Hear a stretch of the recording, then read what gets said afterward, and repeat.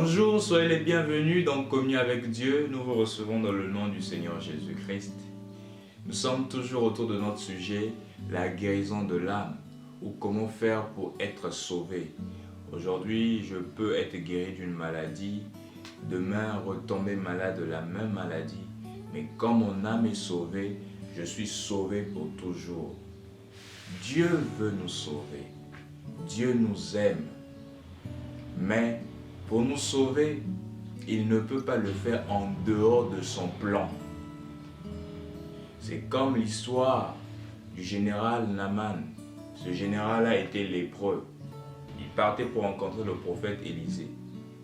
Élisée a tout simplement dit à son serviteur, va lui dire que pour sa guérison, il doit aller se jeter 7 fois dans les eaux du Jourdain. Alors ce général-là s'est dit, moi, comment ça, j'ai quitté mon pays, là-bas là où il y a des rivières qui sont propres, il y a des fleuves qui sont propres, il m'envoie aller me laver dans cette eau sale du Jourdain, dans cette eau sale, et me laver 7 fois en plus. Alors Naaman avait voulu raisonner un peu sur ça, mais heureusement il avait un bon conseil. Il a dit, Seigneur, nous avons fait tout ce trajet-là, faisons-le quand même. Naaman est parti se laver dans le Jourdain. Sa lèpre n'a pas quitté quand il s'est lavé pour la première fois. Sa lèpre n'a pas quitté quand il s'est lavé pour la deuxième, ni la troisième, ni la quatrième, ni la cinquième, ni la sixième fois. Sa lèpre l'a quitté quand il a obéi exactement au plan que Dieu avait établi pour sa guérison. Le plan ou la voie que Dieu avait pour sa guérison. Naaman, il faut te laver dans les eaux sales du Jourdain et te laver 7 fois. Quand il va se laver dans les eaux sales du Jourdain, et c'est à la 7e fois que la lèpre l'a quitté. La voie que Dieu avait pourvue pour la guérison de Naaman, c'était ça. Et c'est quand Naaman a obéi à la voie que Dieu avait pourvue que la guérison a été son partage. Pour ton salut aussi, il y a une voie que Dieu a pourvue. Toi qui veux être sauvé. Tu sais que là où tu es, tu m'écoutes. Tu es peut-être dans une vie religieuse, mais il y a quelque chose qui te manque. Ton âme n'est pas encore sauvée. Tu le sais. Tu vas peut-être à l'église, tu vas à la mosquée, mais tu sais qu'au-delà de tout ça, ton âme n'est pas sauvée. Tu fais des dons aux hommes, tu assistes des orphelins, mais ton âme n'est pas sauvée. Alors, qu'est-ce qu'il faut faire pour être sauvé? Il y a une voie que Dieu a pourvue pour ton salut. Notre verset de base, acte 2, le verset 38. C'est ça même la voie que Dieu a pourvue pour ton salut. Écoutons ce que la Bible dit à partir du verset 38. Pierre leur dit, repentez-vous et que chacun de vous soit baptisé au nom de Jésus-Christ pour le pardon de vos péchés, et vous recevrez le don du Saint-Esprit. Voilà la voie que Dieu a pourvue pour ton salut. Voilà la voie que Dieu a pourvue pour que tu sois sauvé. Aujourd'hui, nous allons parler maintenant de la première chose. Il s'agit de la repentance. C'est quoi la repentance? Nous allons parler de la repentance aujourd'hui. Dieu veut te sauver. Mais il veut que nous puissions nous repentir. Nous repentir de quoi? De nos mauvaises habitudes. Nous repentir de quoi? De nos fautes. Nous repentir de quoi? De nos péchés. Nous repentir de tout ce que nous avons eu à faire de mal, de mauvais.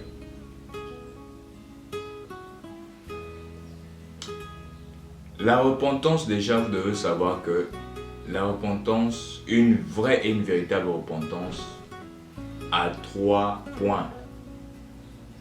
Une vraie repentance commence d'abord par le regret de ses péchés. Ça, c'est la première chose. Et ce regret-là va m'amener à confesser mes péchés. Et troisièmement, ça va m'amener à réparer là où j'ai fait du tort, à réparer là où j'ai mal agi. Voilà une vraie et une sincère repentance. Ça veut dire, si je prétends être repenti sans pourtant avoir eu à regretter, à confesser mon tort, ou à réparer. Et très souvent, c'est ce que nous faisons. On regrette, nous confessons, mais nous ne réparons pas de fois nos torts. Mais une véritable repentance, pour dire que je me suis repenti, cette repentance doit avoir ces trois éléments. Le regret de mes péchés. La véritable repentance commence premièrement par là. J'ai écouté la parole du Seigneur.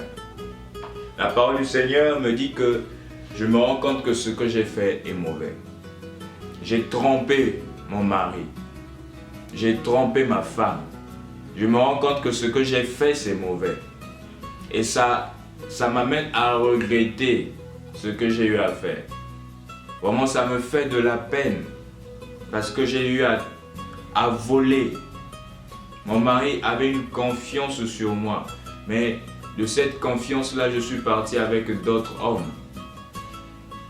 Ma femme avait confiance sur moi, mais je n'ai pas honoré mon vœu de mariage. Je suis parti avec d'autres femmes. Au travail, mon chef, mon patron avait tellement confiance sur moi je gérais des dossiers de fois tellement compliqués, mais j'ai abusé de cette confiance, j'ai volé de l'argent. Et une véritable repentance, elle va regretter, la personne qui se repent réellement va commencer à regretter d'abord ce qu'il a fait. Waouh, j'ai fait ceci, je me rends compte que c'est pas bon. J'ai commis adultère, j'ai commis de l'impudicité, ça me chagrine le cœur. Voilà par où commence la repentance. Si votre repentance n'est pas sincère, si votre repentance n'obéit pas à ces trois éléments, le regret, la confession et la réparation, ça ne sert à rien d'aller aux eaux du baptême. Il faut d'abord ces choses-là. Pourquoi? Parce que la Bible dit repentez-vous et faites-vous baptiser au nom de Jésus pour la rémission de vos péchés. Mais nous constatons aujourd'hui que les gens vont de fois aux eaux du baptême et rien ne se passe. Rien ne se passe effectivement parce que la repentance n'a pas été sincère. Mais si votre repentance a été sincère, quelque chose doit se passer le jour où vous êtes baptisé au nom de Jésus-Christ. Qu'est-ce qui va se passer? C'est que quand vous sortez de l'eau, Dieu est obligé de vous donner le Saint-Esprit, le don du Saint-Esprit. Revenons donc à la repentance. Je dois d'abord regretter mon péché. Il m'est arrivé à souiller, à abuser de plusieurs filles. Je me rends compte que cela est mauvais. Je regrette cela. Pour un homme qui a eu à tromper sa femme, quand il a regretté cela, ça va l'amener à aller confesser son péché. Et quand je veux confesser mon tort, envers qui je dois confesser mon péché? On confesse son péché à celui à qui on a fait du tort. Si j'ai fait du tort à ma femme, c'est à ma femme que je dois aller demander pardon. C'est à elle que je dois aller confesser cela. Nous les humains, nous contournons de fois ce chemin-là. J'ai fait du tort à ma femme, je vais en prière, je demande à Dieu de me pardonner. Tant que nous faisons ainsi, nous n'allons pas avoir le pardon de Dieu. Parce que ce n'est pas envers Dieu que nous avons, c'est pas en fait envers Dieu que nous avons commis ce péché. C'est quand notre vœu de mariage, c'est le vœu de mariage que je n'ai pas honoré, envers ma femme bien sûr. Donc c'est à elle que je dois aller demander, je dois aller confesser ce péché. Et une confession doit être sincère. Cela doit venir du cœur. Cela doit venir de votre cœur. Ce n'est pas d'être là avec votre épouse, vous dites, chérie, tu sais, c'est toi la mère de mes enfants, tu as toujours été là pour moi. Dis-moi, s'il arrivait qu'un jour je mettais mes mains autour d'une autre femme, qu'est-ce que tu en penserais? Non, non, non. Là, votre repentance, votre confession n'est pas sincère. Non. Mais soyez sincère dans votre cœur. Elle va se dire finalement qu'est-ce qu'il est en train de me dire par là. Non, soyez sincère. Partez devant votre épouse. Si c'est envers lui que vous avez brisé votre vœu de mariage. Si c'est envers votre femme, allez-y vers elle. Si c'est envers votre mari, allez-y. Que lui, chérie, tu as toujours été là pour moi. C'est toi la mère de mes enfants. Tu sais combien j'ai témoigné mon amour envers toi toutes ces années. Mais il y a quelque chose dont je dois te parler. Même si cela va changer le reste de notre vie conjugale, je dois te parler de cela. Même si tu ne vas pas me pardonner, mais je dois mettre la chose en ordre. Et vous l'expliquer ce qui s'est passé. Voilà la confession. Et quand vous exposez, vous dites ce qui s'est passé. Vous confessez cela. Et après l'avoir fait, de la même manière que vous l'avez fait sincèrement devant cette personne à qui vous avez fait du tort, vous partez maintenant devant Dieu.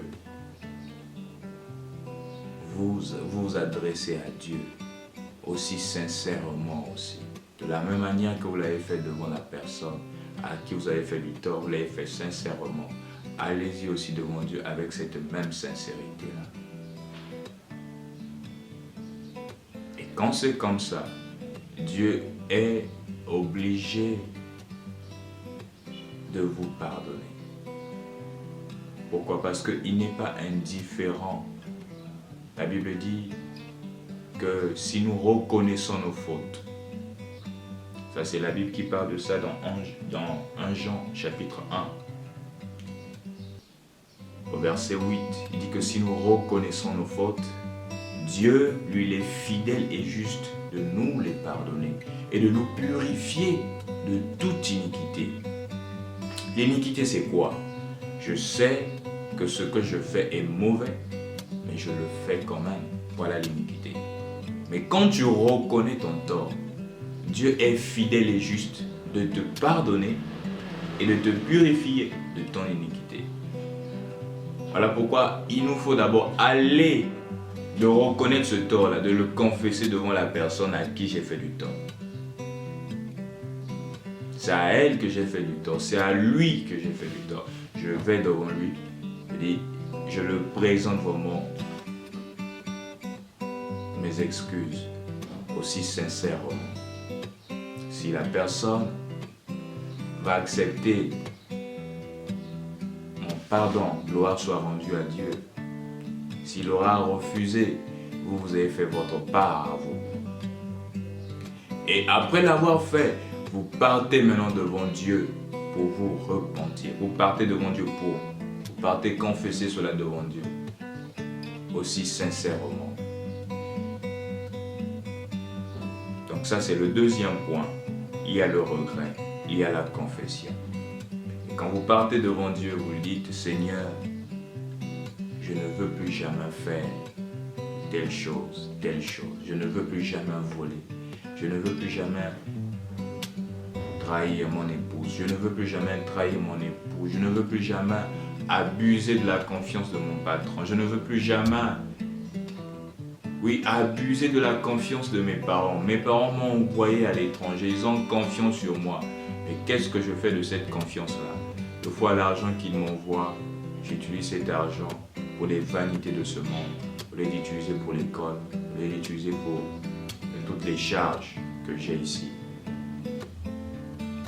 Et cela doit m'amener à réparer maintenant. Donc, la confession, une confession sincère, va vous amener à réparer. La réparation, c'est quoi? Si j'ai eu à voler quelque chose, j'irai remettre la chose au trou. Si auprès de moi, je me rends compte que j'ai falsifié des papiers pour avoir tel poste, je dois réparer cela. Je dois aller les présenter ce que j'ai eu à faire. et réparer la chose. Une véritable repentance, c'est le regret de son péché, la confession de son péché. Confesser son péché à qui? À celui à qui j'ai fait du tort. Et après cela, je vais à Dieu. Et c'est la réparation. Nous allons lire dans 2 Corinthiens, au verset 2 Corinthiens chapitre 12, le verset 21. L'apôtre Paul dit ceci: je crains qu'à mon arrivée, mon Dieu ne m'humilie de nouveau à votre sujet, et que je n'ai à pleurer sur plusieurs de ceux qui ont péché précédemment, et qui ne se sont pas repentis de l'impureté et de l'impudicité, des dissolutions auxquelles ils se sont livrés. Tu as commis une impureté, mon frère, ma soeur, réponds-toi. Tu as commis de l'impudicité, réponds-toi. Tu es dans la dissolution, réponds-toi de ce que tu as eu à faire. Et répare la chose. Dis à Dieu: Seigneur, par ta grâce, que je ne ferai plus jamais de telles choses. Maintenant, je désire te suivre. Je désire vivre que pour toi. Je ne veux plus, Seigneur Jésus, à me donner à cette vie de prostitution. Si tu es dans cette vie de prostitution-là, tu n'arrives pas à t'en débarrasser. Réponds-toi seulement. Par toi-même, tu ne peux pas t'en sortir. Tu as besoin que lui, il vienne vivre en toi. Parce que quand Jésus vient vivre en toi, tu vivras comme Jésus. Tu vas marcher comme Jésus. Tu vas parler comme Jésus. Jésus, quand il était sur terre, il n'a pas été prostitué. Donc, quand Jésus vient vivre en toi, il va mettre en toi le dégoût de la prostitution. Tu es alcoolique aujourd'hui. Quand Jésus vient vivre en toi, il va enlever le goût de l'alcool. Quand Jésus vient vivre en toi, toi qui partais tout le temps dans les boîtes de nuit, cette vie-là, Jésus va venir ôter cela de toi. Et ça, c'est quand nous recevons le don du Saint-Esprit. Mais pour le recevoir, il faut une repentance sincère. Il faut être baptisé au nom de Jésus-Christ pour la rémission de vos péchés. Et vous allez recevoir le don du Saint-Esprit. Tu n'arrives pas à vaincre ce péché qui est devant toi. Aujourd'hui, tu fais un pas vers l'avant. Tu dis que bon, je vais faire 10 jours, je ne fume pas. Tu arrives au 7e jour, tu retombes encore dans les mêmes choses. Bon, tu dis que je ne vais plus suivre ces films souillés à la télévision. Je ne vais plus suivre ces films souillés dans mon portable. Tu fais un pas, tu fais quelques jours, quelques semaines, après tu retombes encore dans les mêmes choses. Tu dis, je ne veux plus aller avec tel garçon, je ne veux plus aller avec telle fille. Je ne veux plus voler, je ne veux plus mal parler à mon frère, je ne veux plus mal parler à mon mari. Tu essayes de te battre par toi-même, 1 jour, 2 jours, 3 jours, 1 semaine, 1 mois de fois, et tu retombes encore dans les mêmes choses. Tu as besoin de quoi? Tu as besoin de Jésus-Christ. Quand Jésus vient en toi, ce n'est plus toi qui vis, mais c'est Jésus maintenant qui vit dans un corps. Ça veut dire, là où le corps veut voler, Jésus en toi, comme il n'aime pas le vol, il va te retenir du vol. Là où le corps veut tomber dans l'impudicité, Jésus en toi, comme lui, il n'aime pas l'impudicité, tu ne vas pas le commettre. Jésus en toi va te préserver de l'impureté, va te préserver de ces films sales là que tu suis. Jésus en toi va te préserver de l'immoralité sexuelle, des animosités. Tu as besoin de Jésus-Christ. Il n'y a pas de salut en aucun, il n'y a de salut en aucun autre nom, sinon en Jésus-Christ seul. Mais pour qu'il vienne habiter en toi, il te faudra te repentir. Une repentance sincère, c'est-à-dire je regrette mon péché. Je confesse cela à qui j'ai fait du tort. Si j'ai fait du tort à quelqu'un, je dois aller réparer cela. Mais si tu ne répares pas, si tu ne vas pas devant la personne, tu gardes ça pour toi, tu te dis j'irai seulement à Dieu. La Bible elle-même a dit, quand tu vas au temple et que tu présentes ton offrande, tu es devant l'autel. La Bible dit que si tu as un problème avec ton prochain, laisse d'abord là ton offrande, va d'abord voir ton prochain pour régler cela. Va régler la chose, mets la chose en ordre et tu peux maintenant revenir donner ton offrande. Mais tant que tu n'as pas encore mis la chose en ordre et que tu donnes ton offrande ne sera pas agréée par Dieu. Voilà pourquoi deux fois nos offrandes sont des puanteurs aux yeux du Seigneur. Je vais à l'église, mais ta vie est une puanteur aux yeux du Seigneur. Je chante, mais ce chant-là, Dieu n'agrée pas ça. Je prêche, mais ce service que tu fais, Dieu n'agrée pas ça. Pourquoi? Parce que tu n'as pas eu à confesser à celui à qui tu as fait du tort. J'ai menti à quelqu'un, j'ai mal parlé de quelqu'un. Je dois aller réparer cela. Et après cela, je viens présenter mon offrande. Après cela, je peux maintenant venir servir mon Dieu. Une véritable repentance, c'est le regret, c'est la confession de son péché à celui à qui j'ai fait du tort. Et je vais le dire à Dieu. C'est la réparation. Voilà. Après cela, viendra le baptême au nom de Jésus-Christ. Quand ma repentance a été faite aussi sincèrement, quand je sortirai le jour-là, je serai baptisé au nom de Jésus-Christ. Je sortirai des eaux étant pardonné de mes péchés. Vous allez remarquer, Acte 2 dit que faites-vous baptiser au nom de Jésus-Christ pour la rémission de vos péchés. C'est la rémission, donc remettre ses péchés. Mais il nous faut d'abord une repentance sincère. Que le Seigneur Jésus-Christ vous bénisse.